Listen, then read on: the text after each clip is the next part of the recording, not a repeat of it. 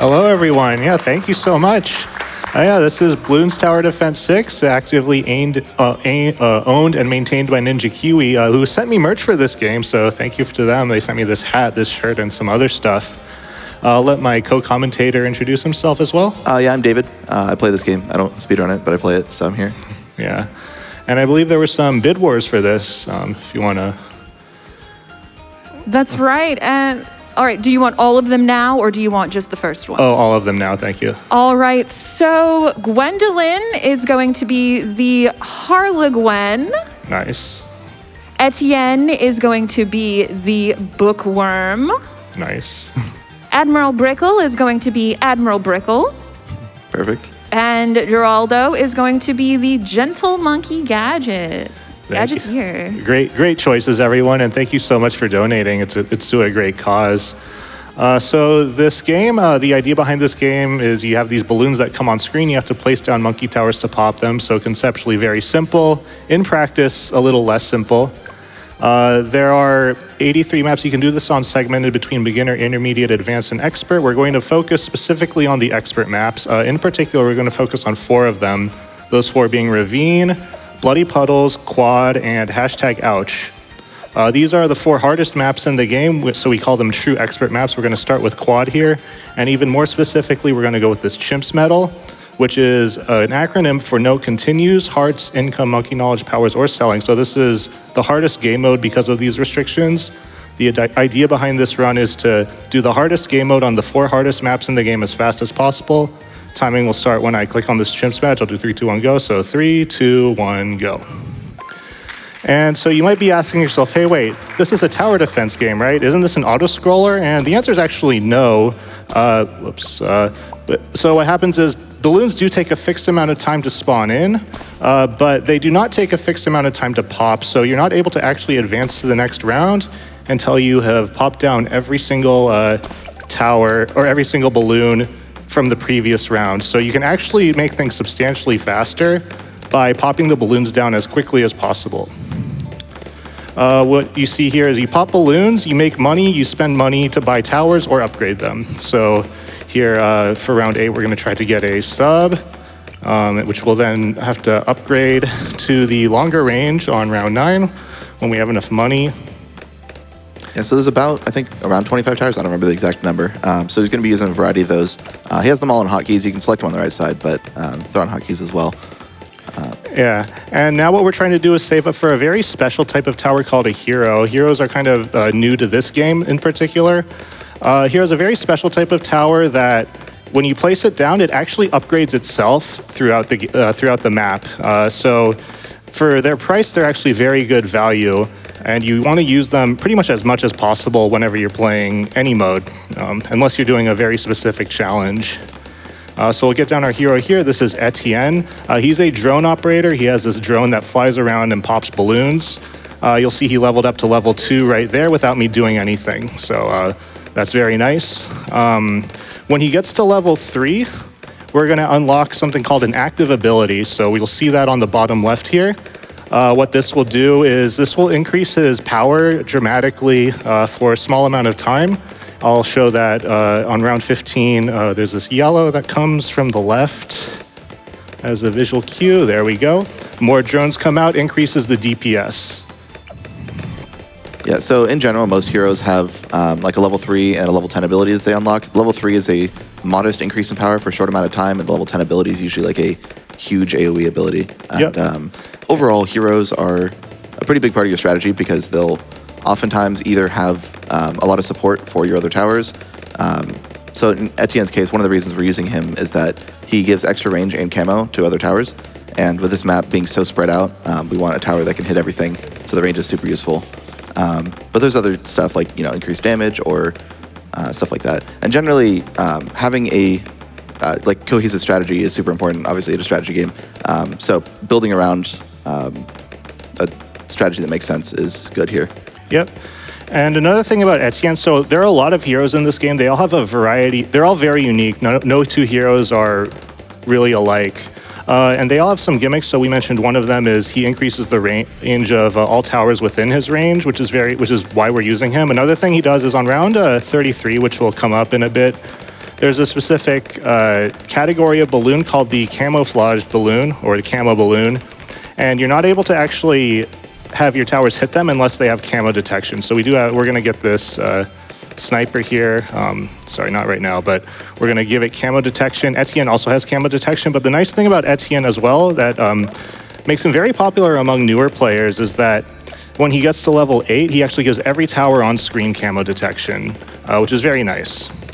Yeah, that definitely simplifies the strategy and lets us save some money on some like support later that would give camo. Yep, and these are the camo balloons.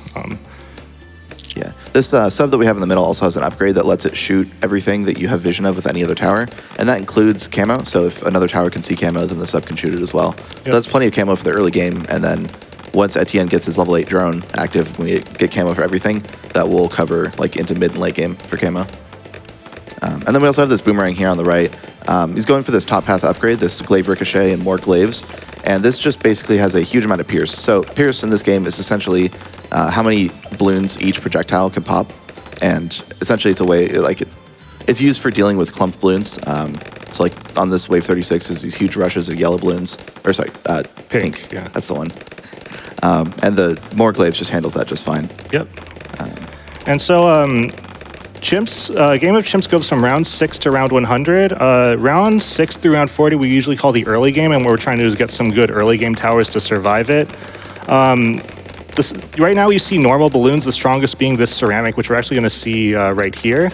It's pretty tanky, it takes a lot of hits in order to pop down, but round 40 is going to actually introduce a difficulty spike, which is a big blimp called a Moab, which is even tankier than a ceramic, and it pops down into ceramic. So one thing we haven't really mentioned, this is the Moab, but we got through it. And then, so one thing we haven't mentioned, so the balloons pop down into like smaller balloons that, as kind of like a Russian doll Yeah, effect, it's like those nesting dolls, yeah. Yeah. Like each one has a smaller one inside. Yeah. That's kind of like, so traditionally it's always just been like the balloons all have 1 health, and each time you do 1 damage, it reduces it. The ceramics are the first ones that introduce having like multiple health, and then also the blimps and stuff like that. But yeah. And so now rounds 41 through 80 we consider to be the mid game, and now what we're going to do is abandon our early game towers and then start building our mid game, which will then transition into our late game. So as we mentioned, this map is really weirdly laid out. This is a 4-lane map with the lanes that kind of overlap in this really odd way, and the balloons move in sort of a semicircle. yeah, essentially they cover 2 of the segments of the map, 2 of like the bends. So it's really hard to tell like where balloons are if they're about to leak. Yep. Fortunately, your towers know, but you don't really. Yeah, So and that's what makes this map hard. And so there's a tower we want to place in the middle so that we can cover all of the lanes, but usually you can only place water towers in this middle because there's a big body of water there. But we just got this ice monkey, which is this middle path ice monkey, which is the Arctic wind. What this does is freezes all the water within its range border, and that lets you place a land tower in here, which we're going to use to place this glue gunner. Yeah, so pretty much this glue gunner, it's normally a support tower, the glue gunner, but the top path is has corrosive glue, which causes the glue when it sits on balloons to just do damage over time. And the top path starts doing a very large amount of damage. So this next upgrade is going to be 10 damage per second, which a ceramic has like 10 health on the outer shell. So just for comparison's sake, it'll kill a ceramic in about a second and a half with the lower tiers. And this will be most of our cleanup and most of our like mid game. Pretty much this this top path, it'll handle everything except for blimps, and so we'll have to use a different strategy for dealing with the blimps. But this essentially, so we've got Etienne's range, we've got that village, which is that building on the left, which we didn't talk about. This thing, it's like a pretty basic support tower. It gives attack speed, gives range, gives one of the upgrades gives camo detection, which we don't have to go for because of Etienne. And then specifically, it's got even more bonuses for primary towers, which are all the blue towers you can see on the right. It gives them even more range and more pierce and stuff like that. So this glue gunner can now see everything on the map, or all the lanes. And we got this other tower, which is the Alchemist. Also, we have this level 10 ability here with Etienne. It has this big drone that flies around, does big damage. So that's pretty nice. And then this Alchemist, what this does is this is actually the best tower in Chimps. because particularly this top path, because what it does is it throws a potion onto a nearby tower that increases its damage, increases its attack speed, increases its pierce, and most importantly for us, increases its range. So now this glue gunner with the alchemist, with Etienne, and with this village is now able to pretty effectively cover this weirdly oriented map. Yeah, the alchemist is definitely like the game is balanced around the alchemist essentially. Yep.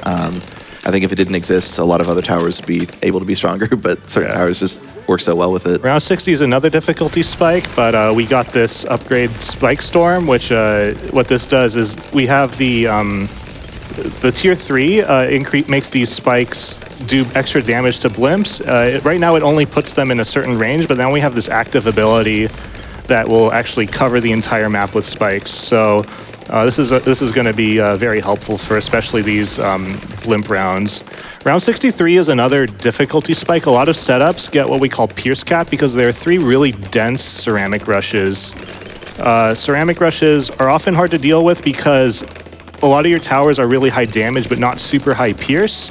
But this glue gunner is made to handle rounds like 63, so that's okay. Yeah, 64 there can also be pretty tough. It's just a really quick rush of a bunch of blimps. It's the opposite. You need high damage for that. Yeah. Now what we're going to try to do is save up for our tier 5, which is the Bloons solver, which has a hilarious description. Bloons a problem, here's the solution. So Ninja Kui really doesn't like to give you any helpful descriptions for some of these tier 5s. But in these chimps games, what you're going to find is we have to wait a while to do the save up because rounds 65 through 75 are generally pretty easy, and this gives us the opportunity to save up for this more expensive power spike. But this would be a great time for some donations. Of course, $50 from Varanathras. Blue, green, yellow, pink. Long ago, the 4 nations of Bloons lived together in harmony. Then everything changed when the Red Bloon Nation attacked. Only the player, master of all 4 elements, could stop them. But when the world needed him most, he vanished. 100 years passed, and my brother and I discovered a new player, a Bloonist named Monke. And although his popping skills are great, he still has a lot to learn before he's ready to save everyone. But I believe Monke can save the world. That was epic. That was so good. And $50 from EVDV. I'm sure falling asleep to Horror Block will have no deleterious effects on my dreams. Wish I could stay up for Bloons, but I'll catch the VOD. Also, if this dono is read during Bloons, I will donate $25 more when I find out. So thank you so much for your future $25 donation, EVDB. Nice. Thank you so much, guys. It's for a great cause. Thank you all. And then, so we're going to afford the Bloons solver here. This is a good opportunity to talk about synergies. So what a synergy is, you're going to hear, if you hear about people playing chimps or Bloons Tower Defense 6 in general, a synergy is when you get a couple of towers that sort of pair well with each other. So this Bloons solver that we have, what it's going to do really well, as you can see here, is pop ceramics. It kind of pops them instantly. You'll find, though, on round 75, which is actually another difficulty spike, what it does not do very well is pop blimps. You can see the blimps take quite a bit longer in order to pop down. So what we're going to do is synergize this with the spike factory that we have here. This spike factory does an excellent job at breaking open the outer layers of blimps into ceramics, which then the Bloons solver can clean up. And this is going to comprise our synergy for this level. And right now we're trying to save up for the tier 5 version, which is the Carpet of Spikes. What the Carpet of Spikes does is, you see we have this active ability that covers the whole track with spikes. Carpet of Spikes has that same ability, but we'll apply it passively every few seconds. So every few seconds, the whole map will get covered with spikes. Yeah, it's got a few other benefits too. Like it attacks faster just naturally. Yep. It gets some extra range, so it can hit that upper path a little bit. Yeah. And then 78 is also another difficulty spike with 2 really dense ceramic rushes, but the Bloons solver is made to handle round 78, so it's not going to be an issue. You'll see the next ceramic rush just disappears into nothing. So yeah, and one thing that this game, most strategies revolve around is usually want a relatively low number of towers. Oh yeah, got something important coming up. There's usually like a relatively low number of towers, and you want to go for tier 5s. If you familiar with some of the older games, you kind of ended up spamming just a bunch of towers, and by having the tier 5s, that really reduces that, which is nice. Gives you more building space, and also has like a strategy that feels more cohesive. Yep. So. Round 80 introduces this big green guy called the ZOMG, which I have a plush for. My sister gave this to me, so I just wanted to shout her out when we dealt with that. And then round 81 to round 100 is what we consider to be the late game on chimps. So there are a few things that change in the late game. One is that the blimps actually do get stronger. They kind of scale up as the late game goes on, so they take more hits and to pop open. And the other thing is the ceramics turn into super ceramics, which make them harder to deal with as well. Yeah, basically the super ceramics, as like a lag reduction technique, they no longer split into as many different balloons. They just break down. They put a ton more HP in the outer ceramic shell. It goes from 10 to 60, I think.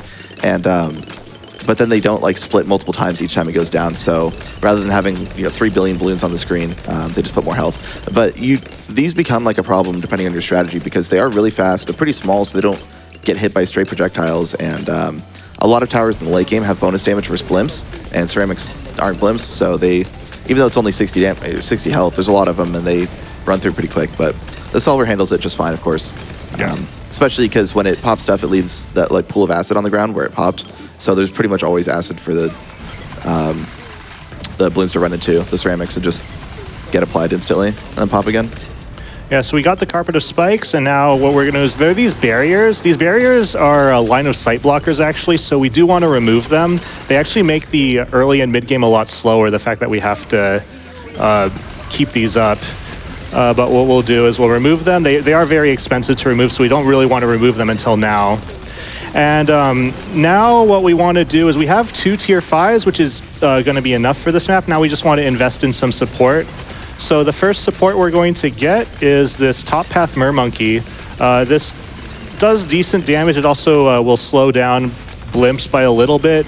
But most importantly, what it does is it increases the pierce of all towers within its range, which for the Spike Factory is really nice. The Spike Factory's damage comes from its pierce. So that's nice. The next tower we're going to get is the Bloons Sabotage, which has one of the best abilities in the game. It slows down balloons for a very long time. So we'll get that here.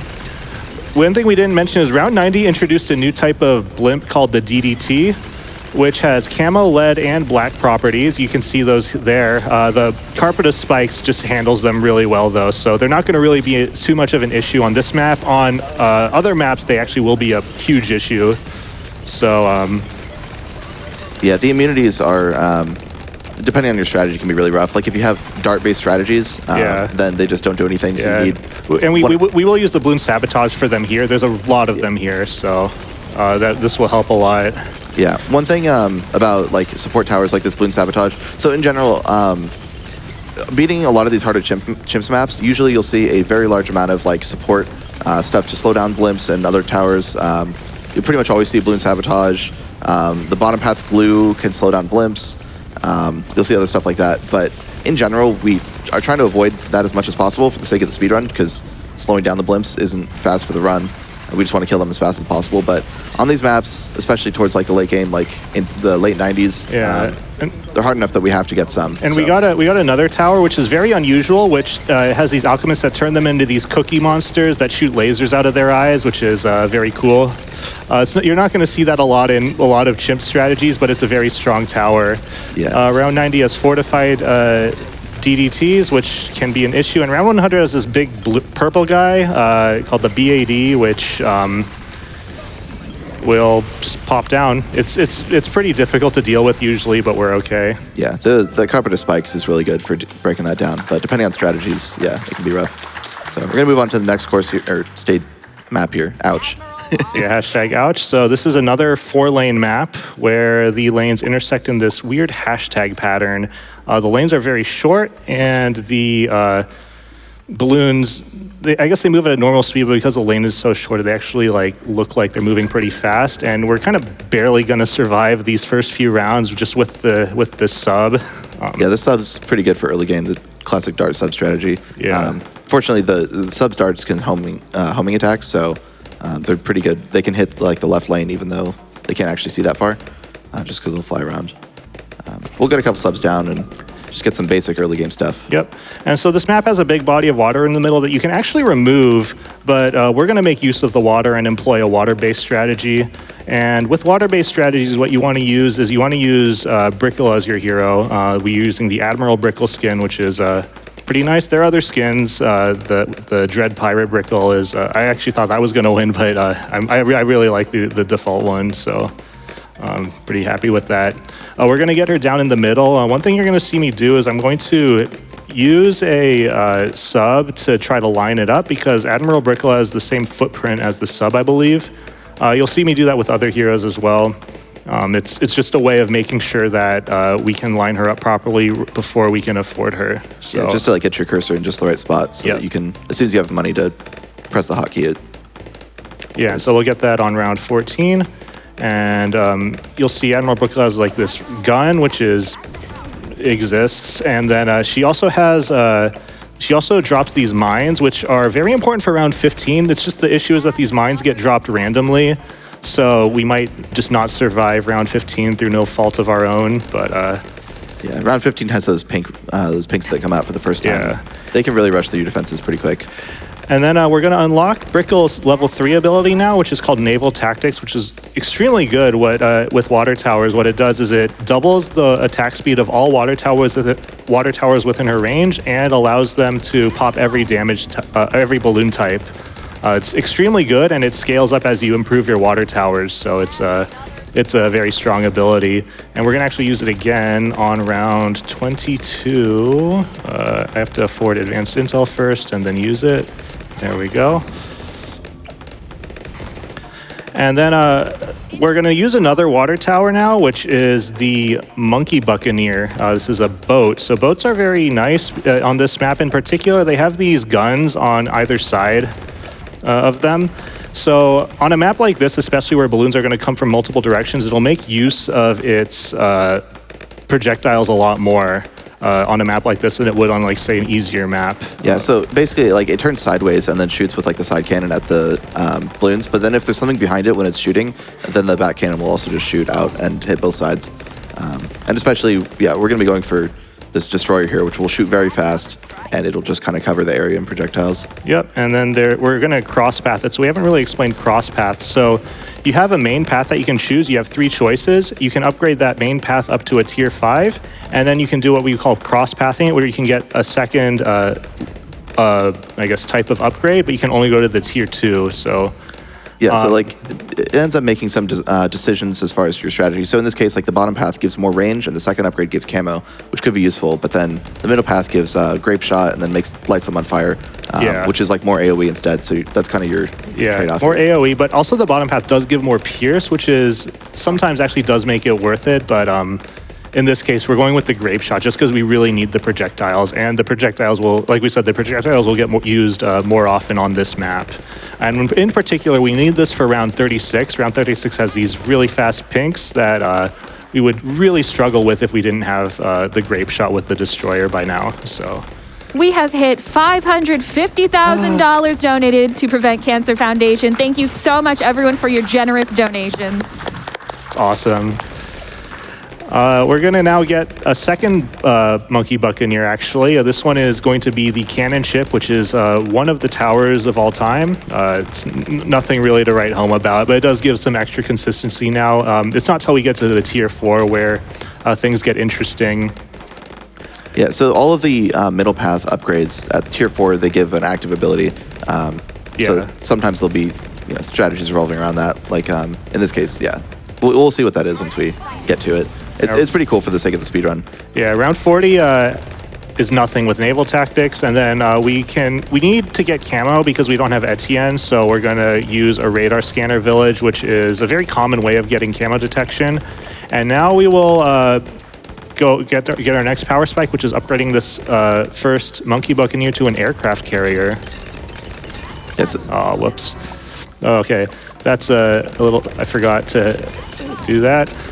So that was a retry last round. So one part of chimps is that you can't use continues, but retry last round in this game is technically not a continue.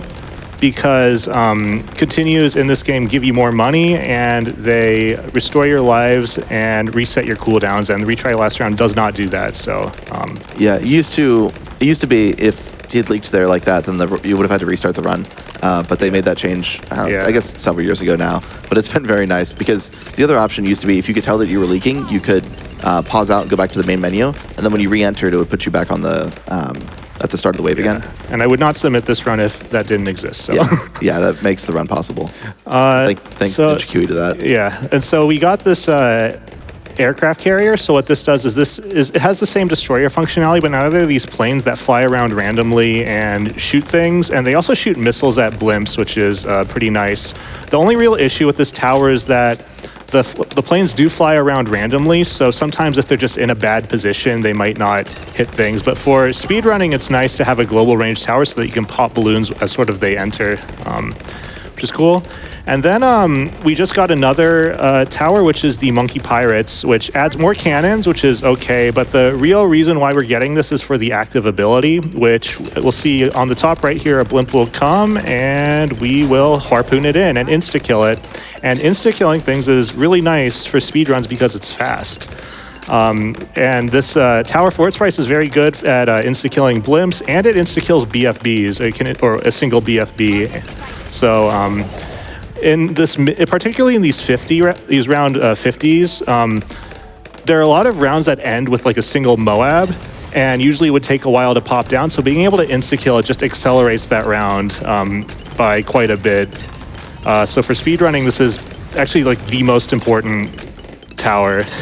Yeah, it's a pretty neat strategy that's kind of exclusive to speedrunning. Like, it's a decent tower overall, but it's not something that you see super often. But in this case, it's very useful here. Yeah, there's like a blimp here that will just kill. And then now we're getting another top path mermonkey we mentioned before. This increases the pierce of all towers within its range, which is actually really helpful for this mid and late game, because these towers do struggle with very dense rounds often. And then round 60 is usually a difficulty spike, but we have naval tactics, which will make it not a problem. Well, we have naval tactics, but actually, sorry, we're not going to use naval tactics. What we also have is the harpoon, which will actually insta-kill it. And we've also unlocked another Brickle ability, her level 10, which is the Mega Mine, which is, I think, actually the best ability in the game. So this is the Mega Mine. This is the Mega Mine. What you do is you drop it in the water. So I'll drop it in the water after this 5th blimp comes. Yeah, and basically, when it sees a blimp within its range, it will just shoot off at the blimp and blow up and do a lot of damage in a very large AoE. So there's certain strategies that involve stalling rounds out to get as many of those down. And we're not going to do that. It's too slow, but it's a very that's why this is like the best ability. Yeah, and, you can save a lot of money by just relying on those. Yep. And so now what we're going to do is save up for our first tier 5, which is the carrier flagship. And this is going to take a while, so this is another great time for a bunch of donations. Well, I've got a bunch of donations like this $50 one from Rogue Mike. Bloons hype. Been enjoying this game since the early browser games I certainly didn't play at school, and now I get to share Bloons and gaming with my kids. Shout out to my up-and-coming gamers. Hi, Theo and Ollie, here on my couch, and shout out trans rights. Trans rights. Nice. $25 from Aria. Monkeys say, ooh, ooh. Translation note, trans rights. Less than 3 to all the chill folks out there. And $50 from Final Scion. Bloons Tower Defense 6 is one of my favorite games of all time, so I'm very excited to see how you manage to destroy the levels I can barely beat on hard mode, let alone chimps. Much love from the UK. Trans rights. $5 from Guy who's only played UFO 50. Getting a lot of Rock on Island vibes from this. Nice. And $25 from Fireball Kitty, who says, pop, pop, pop, pop, pop, pop, pop, pop, pop, pop, pop, pop, pop, pop, pop, pop, pop, pop. 2 more, pop, pop.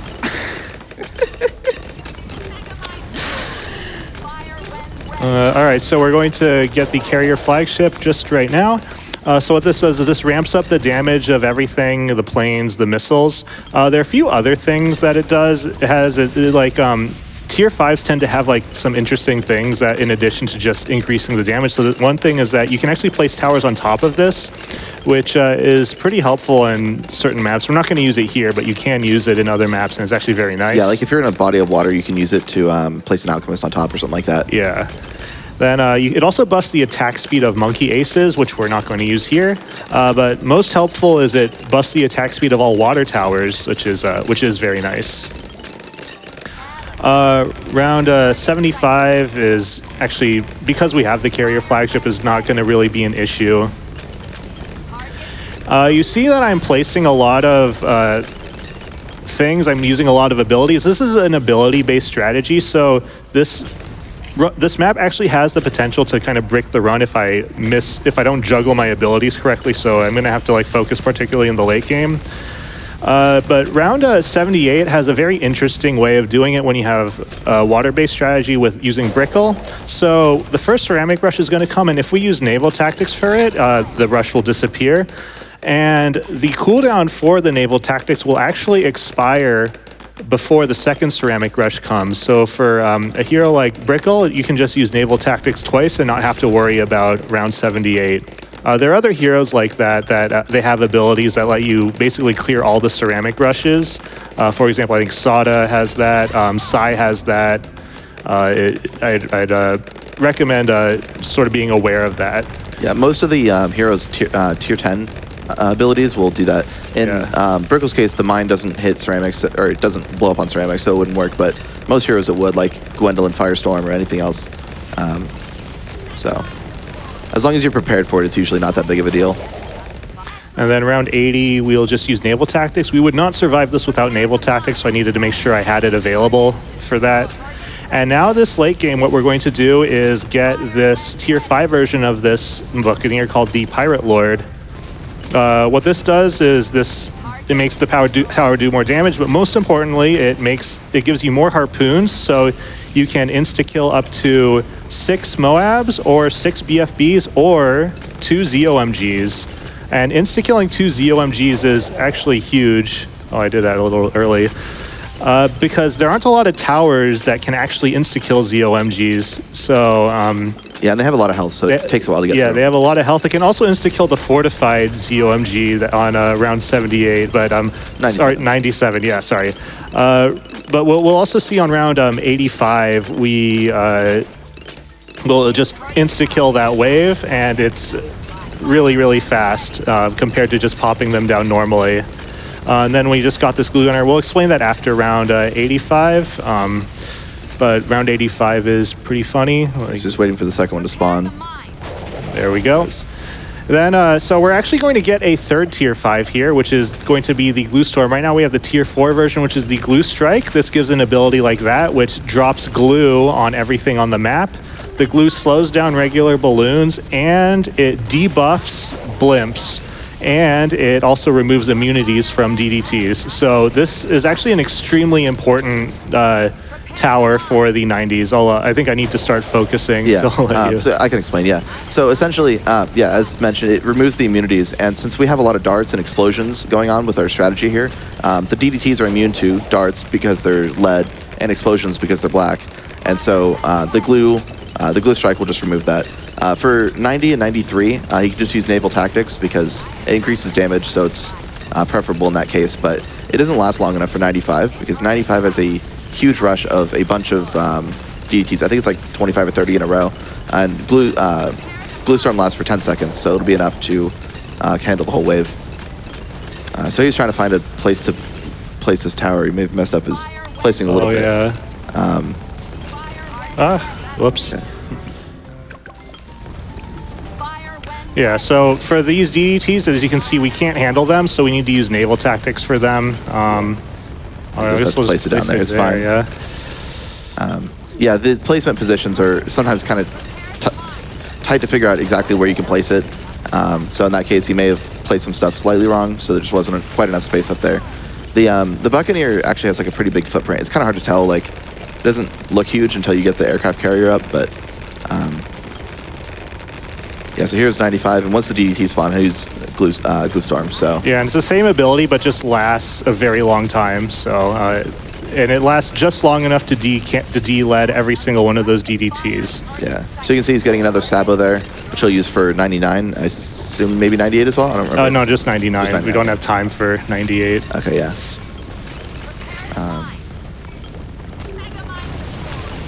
So just grabbing a few other things here. So yeah, as mentioned before, 97 will go down instantly, but 98 is it's definitely the densest round. We didn't really talk about it last run, but it's the densest round by far. So you just need a very large amount of total damage and pierce to get through it. Using the Glue Storm, which will cause it, we didn't mention that, it causes everything to take more damage when it's active or when they're glued. And then also Naval Tactics. Wait, oh, I didn't click the thing? Oh yeah. There it goes, okay. There we go. And then round 100, I did this a little late, but what we're going to try to do is use the first strike to clear that. We'll explain the first strike a bit in a bit. So what we'll do is now go to the next map, which is Bloody Puddles. So Bloody Puddles used to be the hardest map in the game. It used to have this absolutely miserable dart substart, but now the Ninja Kiwi added this new monkey called the Desperado, which makes this start substantially easier. It's still not an easy map. You can see there are a lot of lanes. Still like either the hardest or second hardest map, but yeah. The Desperado improved the early game a lot. This is like a revision of a existing already expert map called Muddy Puddles, which is similar where it has like these paths going down. But on Muddy Puddles, they go down one path at a time and they change every wave. So I guess they decided once people beat that, because it actually wasn't possible on release, but once people beat that, they wanted to make it even harder. So they added Bloody Puddles. So now you have to deal with 2 waves at a time. And yeah, it's a rough map. So this early game is going to be precise with placing a lot of just random towers like dart monkeys and some snipers and stuff like that in various positions. So the snipers are nice because when they shoot, they can actually shoot things that are off screen, and their projectile. They don't have projectiles. They just pick a balloon and then instantly pop it. The issue with this strategy is that at least this early game is that the sniper shot timing varies depending on when you place them down during a round, which can mean that you either survive or don't. It can make a difference. If you're placing them down in between rounds, so if you don't have auto start on, then the timing's a lot more consistent. But because we have auto start on, it's substantially less consistent. Yeah. And sometimes you'll like die on a round and then you'll retry it and survive. And the reason why that happens is because of the sniper shot timing or like some like RNG resetting. So dying is slow, or you might think that dying is slow, which it is, but if I die, the reason is because it's to reset all of that. We'll just go with that. Yeah, it's all part of the plan. All part of the plan. Something we didn't talk about is targeting options if you're not familiar with this game. With each monkey, you can choose what you want them to target. So by default, they'll attack the first, which is the thing that's like closest to the exit on screen within their range. With snipers though, since they deal multiple damage per shot, which is rare for early game towers to do 2 damage, we tend to put them on strong, especially like to get through the early game, because that way they're not wasting their damage on red balloons. And the other benefit is that the bigger balloons are faster, and so having them take down the like outer shell as fast as possible, then it prevents them from getting as far. So. And you're going to see me do nothing different, and it's just going to work. It'll work, yeah. It's also the sub. The sub can be weird. Yeah, it's because it's shooting darts that they last a long time, but they're just kind of spinning around.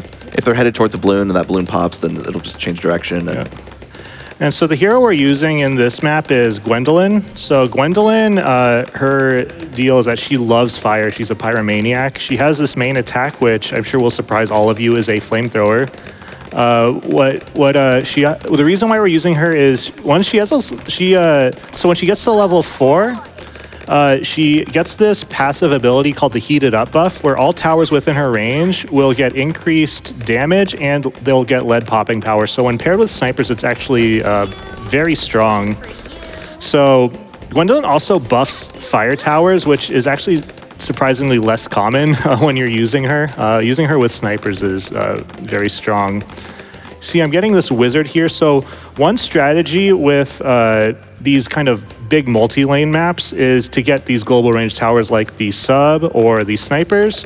Another approach that you can do, we're combining both of them, is to get a tower that only covers half of the map, but it covers it very well. So this wizard is going to just provide some very much needed relief for the sub. Yeah, unfortunately, it's got pretty long range, so it can hit 3 lanes, which is always enough to do at least some damage throughout. Yeah. And Gwen also has a level 3 ability that I'm sure will also surprise you, drops some fire on the road. Yeah, and that does a lot of damage as stuff walks over it, so it's actually really important for round 40 for dealing with the insides of the Moab. If you pop it in the right spot on top of it, then the insides basically die instantly, which is great. Yep, and I'm adding some glues here for extra safety, so we're now preparing for round 40. We're going to do a very weird... Oh, I didn't get this. We're going to do a very weird thing, which is normally you'd want to just get this up to this alchemist upgraded immediately, but we're going to try to upgrade it at the very end of round 39. Otherwise, we will not survive round 40.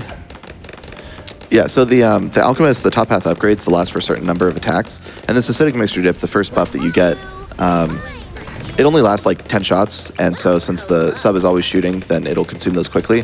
But if you wait to upgrade it until the Moab spawns, then you can make sure that those attacks are used on the Moab, which is important. Yep. And so now we're getting some villages. So we've seen the villages, but we're getting this discount path, and what this does is this allows you to save money in chimps because everything placed within its range is cheaper. And one pattern that's actually very common is to get a second discount village in range of the first one, or right next to the first one. This will give you an extra discount as things get more discounted, but more importantly, these villages have these other paths that are very good, we mentioned before. So this path has jungle drums, and this increases the attack speed of all towers within range, which is very good. So you do want to get that. And then there's this middle path, which we used before as well, which gives camo detection for all towers within range, which is going to be very important in particular for this sniper, because this sniper will not see camo organically. So if you get 2 discount villages like this, you're able to actually get both paths of, or you'll be able to get the benefits of both of the remaining paths, which is very nice, and you get some extra discounts. The trade-off is obviously there's a lot. These take a lot of space, and these villages are have a pretty high upfront cost.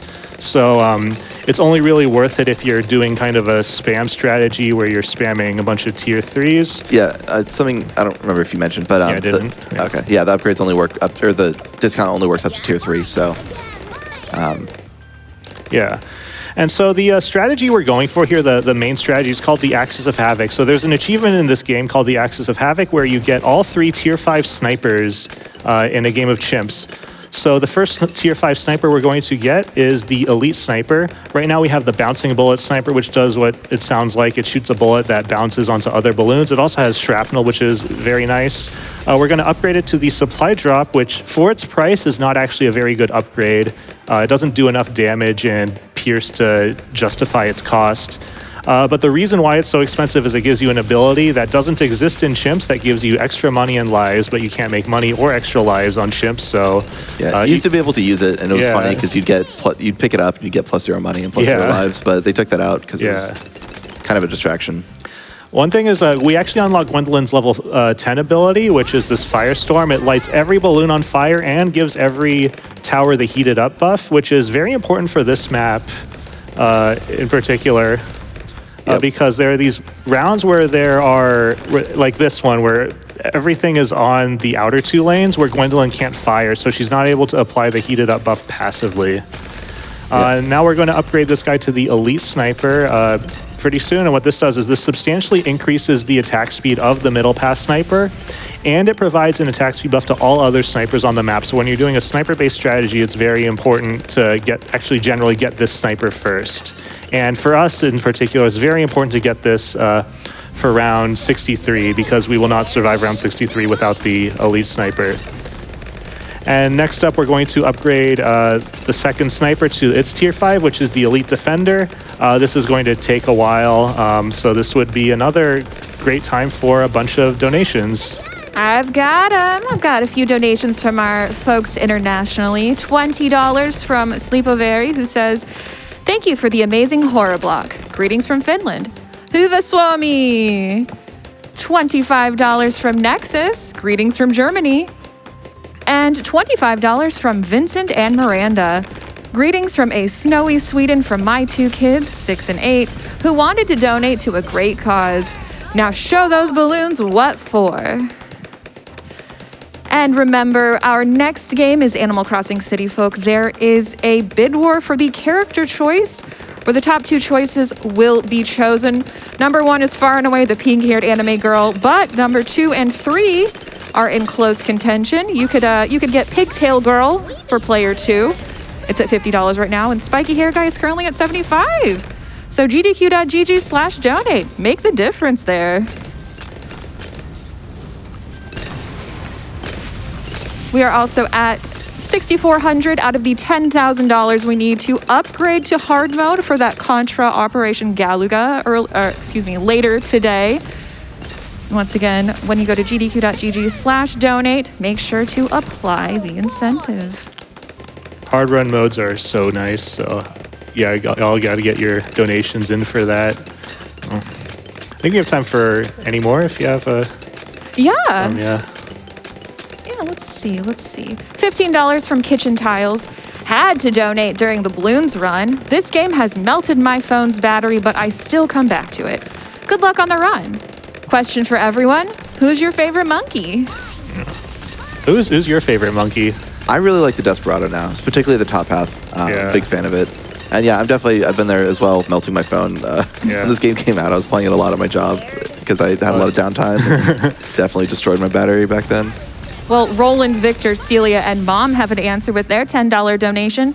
We've been playing Bloons together since before Celia, age 5, was even born.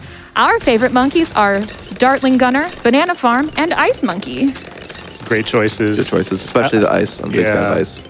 I love the carrier flagship myself. So we got the tier 5, the Elite Defender. This is everyone's favorite sniper. It's just a moderate amount of damage on a single target, but very, very fast. So it's very nice. It also increases the attack speed as balloons get further down, but you don't really notice that.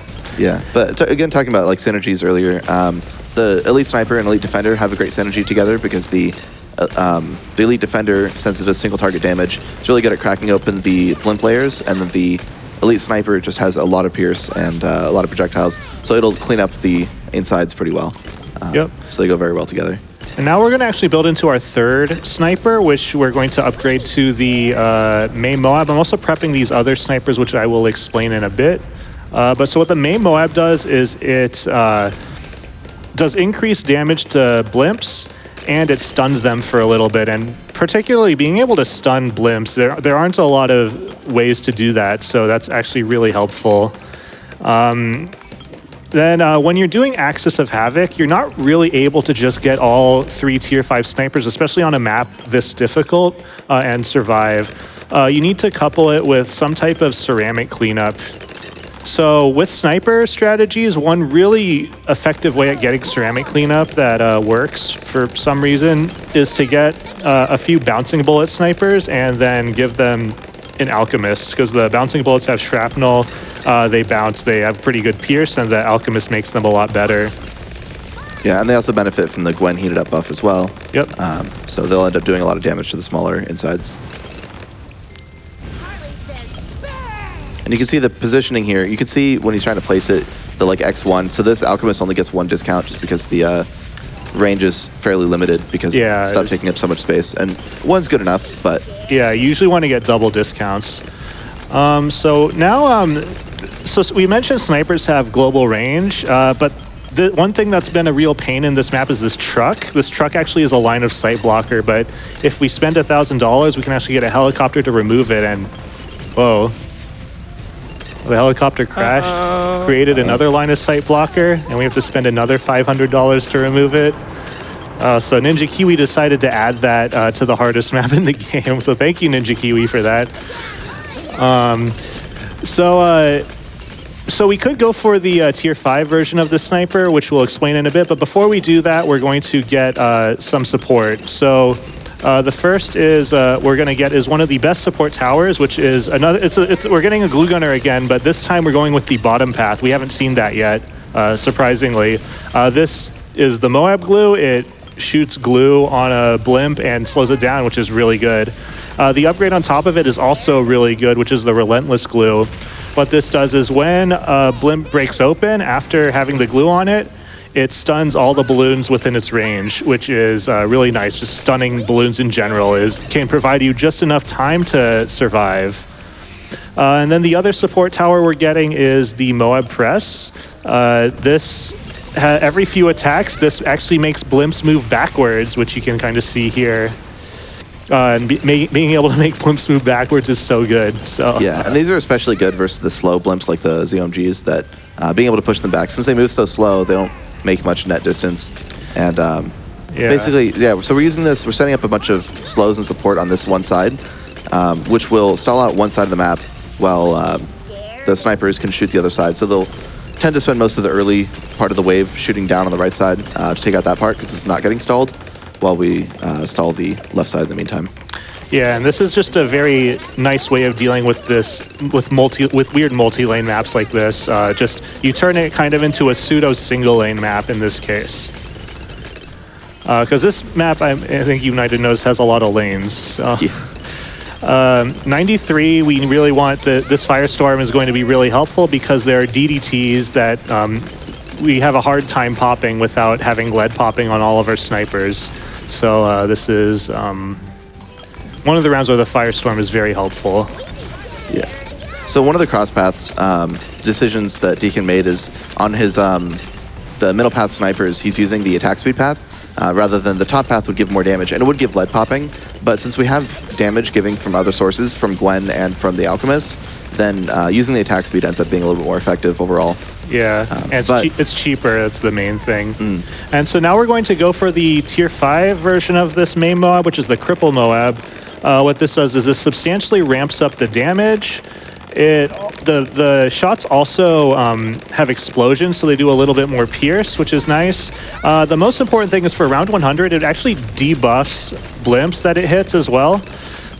So it makes them more susceptible to taking damage. And for round 100, this is a really big deal. It makes it much easier to pop down, especially because the lanes are kind of short. So we'll get that here.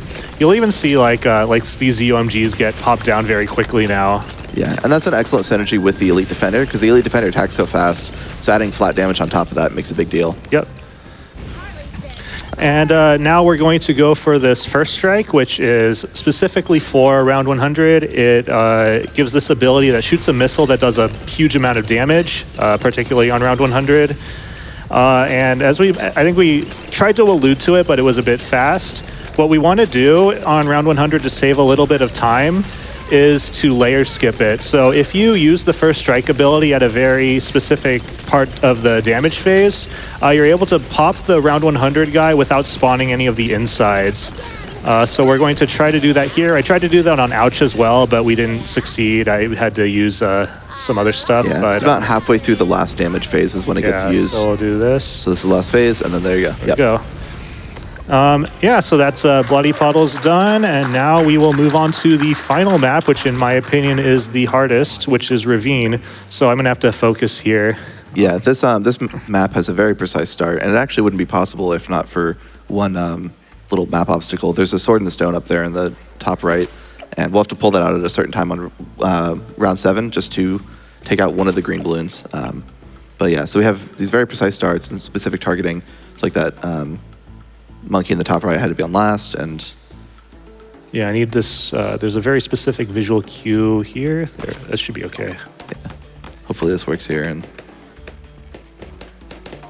all right, this guy has to really snipe that you one get balloon. that snipe on that red. Yeah, and then this green. There's a green that's going to leak if we don't use the sword like that. So Ninja QE forgot to add that sword when they first released this map. So this map was actually impossible on chimps. Yeah. I think they hotfixed it pretty quickly, so it was fine. But it's a funny story. Yeah, and then round 9 is actually hard to do quickly. I need to place this dart monkey fairly precisely, quickly. I think this should be good, but we're not going to know till round 11. If we don't survive round 11, then I have to restart the level. Yeah, unfortunately, we can't do that trick where like you place another or have another tower range indicator show up because Dart Monkey is already the cheapest tower. So. Yeah. So let's cross our fingers for round 11 before we talk about our hero. So let's see. There's this yellow we need to be able to pop down, and there we go. Okay. All right. So the hero we're using in this map is Geraldo. So the heroes we used previously, they have this main attack that gets stronger, and they have these abilities to let you push past some of the harder rounds. Geraldo does not have either of those. His main attack is bad and doesn't get better, and he has no abilities. But what he does have is a shop full of items.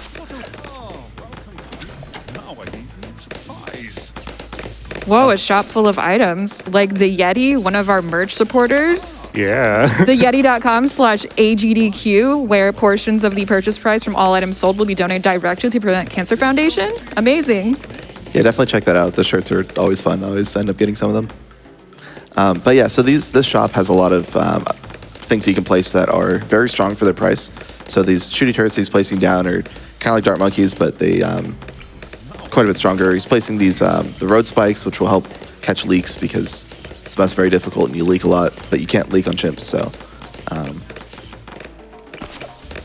but yeah, now he's just kind of getting some other towers down for the early game. And we're going to use this actually really good item, which is the glue. So what the glue does is you place it down and it slows down balloons. If you're using Geraldo, you'll often, if you find yourself dying while you're using Geraldo, just chuck a glue down at the entrance and you'll survive. It's very good. There aren't really a lot of cheap towers that slow things down, so that's why it's so good. Yeah, like it is temporary. I think it hits like 200 balloons, but the alternative would be, I think a glue hose would cost like $3,000 or $4,000. Yeah, a lot of times you use like a 110 glue, which is still pretty expensive and not quite as good. And yeah, it doesn't have like the pierce that the pile of glue does. Yeah. And we're using these items to save up for this tower, the Druid of the Jungle. It's a really good tower in speed runs because it has global range, and in particular, it creates this vine that has global range. It can show up at the very front of the map, and as mentioned, popping balloons at the very start is very fast. So we're gonna get this glue down here for round 31 as well, and I want to place it a little bit late just so that it lasts through like kind of the later rounds. I'm going to get down a monkey ace here. I'll explain that in a bit. What we want to do though is also use this camo potion which Geraldo has, which will temporarily give one tower camo detection for 5 rounds, which it's just very cheap. The alternatives for getting camo are not very cheap. Yeah, again, it would be like getting a village if you want a permanent solution. But this gets us through the 30s because there's camo on 33, 36, 37. Yeah, and that's just enough. And then we don't have to worry about it until round 42. So we got this tower, the monkey ace. So you can tell this is a plane that flies around and shoots these darts that never hit anything because they shoot outwards. What we're going to do is upgrade it to the Neva mistargeting though, and this will make the darts stop missing because they will home in on balloons. So before we do that though, there might be some stuff I do here. Okay, now we'll get this. So now, so the Neva mistargeting is very nice. We're also going to have to give it a camo potion, unfortunately, because the end of round 37 has some camos that our Druid isn't able to solo. Yeah, but you can see this is doing like a lot of damage. Like each round of shots that it fires just clears out everything. Yeah, and the global range is very nice. There are line of sight blockers on this map which make it very hard. Like snipers don't really work very well. And we just got this other item called the Jar of Pickles. This increases the attack speed, but increases the damage, but reduces the attack speed of the tower it's placed on. So there's a trade-off that you kind of need to understand your tower very well to do. This blade trap is a very good round 40 support thing for if you're using Geraldo. It's very expensive though, so you don't want to use them too much. But it is very helpful on round 40, particularly on this map because round 40 is actually pretty hard to deal with. Yeah, we don't have like any defenses for Moabs at this point because we're still kind of getting stuff set up because the early game was really rough. So using that basically flat 700 cost that we don't get back, but it lets us get through it quickly, which is important. Yep. And then, so instead of Pickles, though, we'll use the Alchemist as kind of our permanent buffing tower for this. This tower pairs really well with the Alchemist because it's shooting 12 darts right now. Every time it shoots 12 darts, it's considered one attack. So the potions don't really wear off very quickly because the potions wearing off depends on how many attacks it does. And each dart does, I think, 1 damage or something. But when you buff when you give it an Alchemist, it doubles the damage, or it doubles the damage because it adds like +1 damage to it. So you're basically doubling the DPS of the Monkey Ace. And we like Monkey Aces so much, we're actually going to get a second one. So we're going to get the top hat this time. So the darts are going to miss. But the nice thing about this one is at the tier 3, we get this thing that shoots this missile at blimps. So the missile does not miss. So that's very nice. Apparently it used to. Apparently it used to circle around a lot. Yeah, it was really funny. It would just like spin around a blimp for like a second or two. Yeah. I'll explain this dart monkey in a bit that we're going to place here. But on round 51, Geraldo's going to unlock this bunny that costs about $2,000 and doesn't do anything, but we're going to buy it. It's very cute, and this is GDQ. We save the animals here.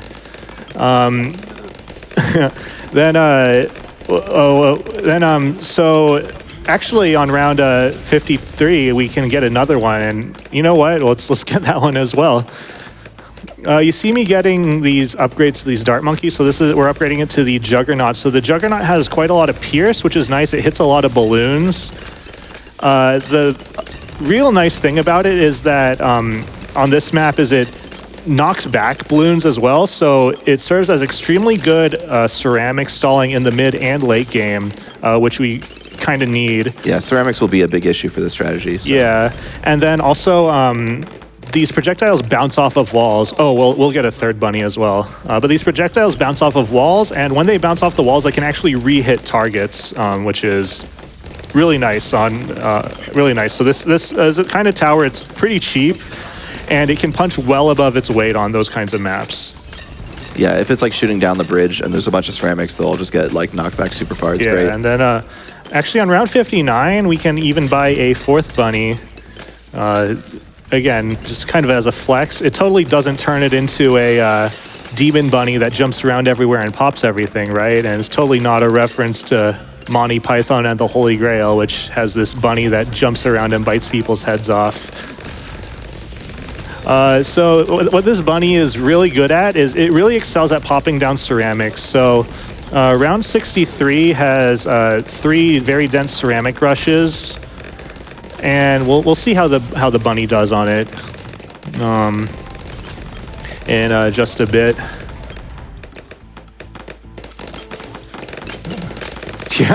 Yeah, they're basically gone before they even get to the bridge. It one-shots the ceramic. So how well it does actually depends on whether our darts hit it first. So it's kind of funny. And then when Geraldo gets to level 13, so the next thing is that his shooty turrets actually get upgraded.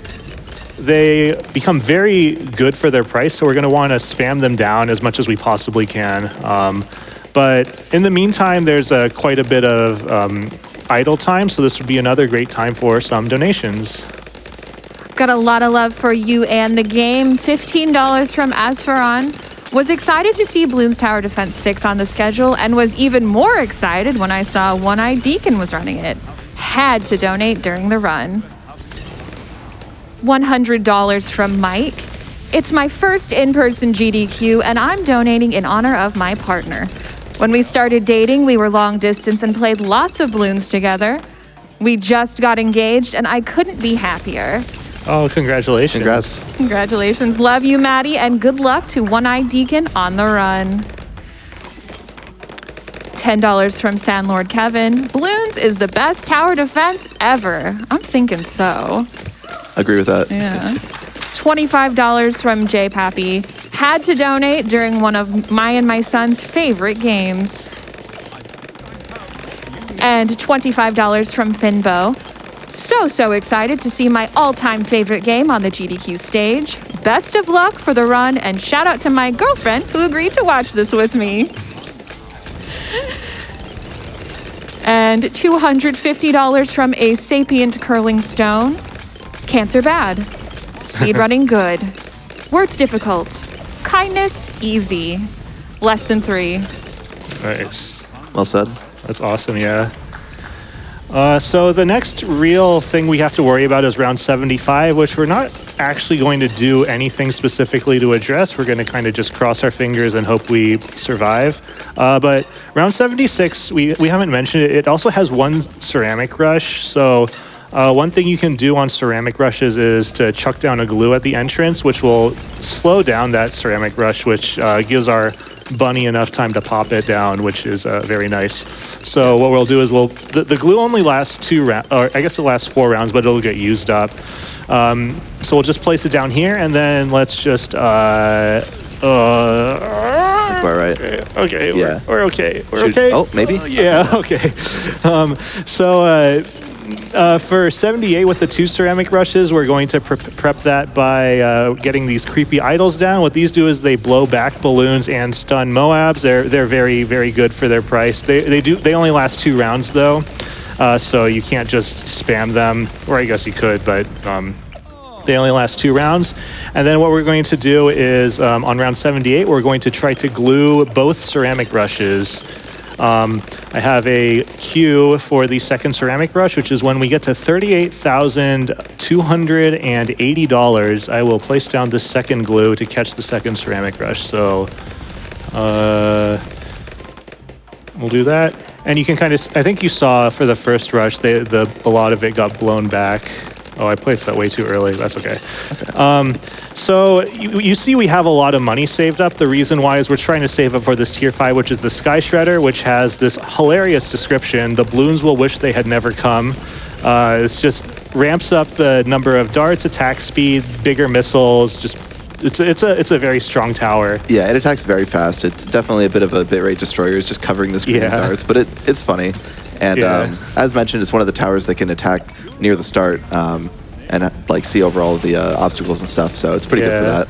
And then Geraldo also has these upgraded spike mines, which are extremely good. They're only $55 each. So what we're going to do is spam them out. Geraldo's items generally get really good in the late game, so you're going to want to use them as much as you possibly can.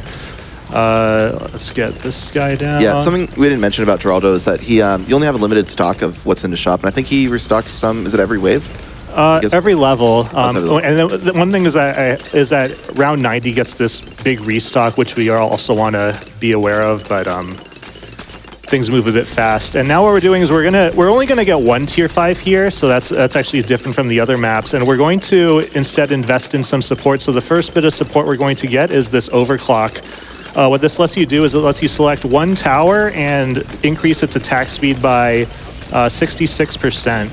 So we're going to use that on our Sky Shredder kind of as much as we can on some of the harder rounds. So this has some ZOMGs, which the Sky Shredder is not great at dealing with, but overclocking it makes it a lot better.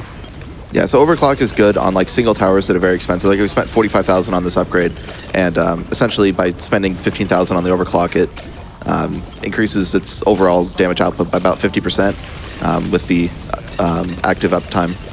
So there's a few other things. You see that mortar there. It's going to be going into a Shattering Shells, which has an effect where if it hits blimps, it will, or anything, if it's fortified, it'll strip the fortification off of it. So anything fortified has double health. So essentially, it does half the damage to anything that's fortified. So it's a very powerful support tower, especially for like 96 and 98, which are very dense and have a lot of fortification. So also, as far as DDT, something that wasn't mentioned was Sky Shredder actually has what's called normal damage type, which means it can just hit everything. They'll do that sometimes with some tier 5s, particularly some more expensive ones, just for balancing reasons. It's easier to make them able to do everything rather than having them be restricted on like what they can hit. So this ending is definitely, it's getting pretty intense here. A lot of stuff gets really far because, as mentioned, ceramics are a big problem with this strategy, but hopefully we'll be getting through that just fine. A few other things like some glue up there. Yeah, there's got the Shattering Shells, so he'll be having to retarget that back and forth across the lanes a little bit because they keep alternating out the lanes they come out of. But the ending of this run actually comes up pretty quickly. It'll be on round 100, but using a strategy that we use will pretty much insta-kill a bad. One of Geraldo's Actually, we'll see 95 here real quick. It's just, obviously, it's a bunch of dude keys and stuff.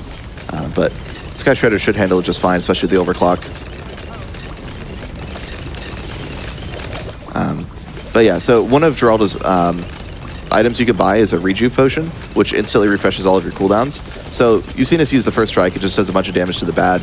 And he has 2 of the Rejuve Potions in stock, so you can use 3 first strikes in a row, and that pretty much insta-kills the bad. And it will be time once the bad comes up, so... yeah, once you see the Insta-Monkey at the end. Yeah. A few other things he's...